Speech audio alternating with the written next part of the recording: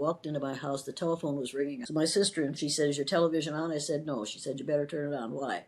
Because they shot him. Who they shoot this time? Martin Luther King Jr. And at that moment, time stopped because I couldn't imagine a country in which you didn't dare to stand up and say the truth unless you were a white male. I became absolutely furious. I got the teepee washed and dried and ironed and was ironing it on the living room floor. And there on the television was Walter Cronkite talking to 3 leaders of the black community, and he said to those 3 men, "Don't you men think don't you Negroes think you should feel sympathy for us white people because we can't feel the anger at this killing that you Negroes can?" And I thought, how dare you? Who's going to keep your people in line? And I thought, your people? Good Lord, these are my people. They owned this land. Give me a break. I was just furious. He walked in and I was crying, and he said, "They killed him, didn't they?"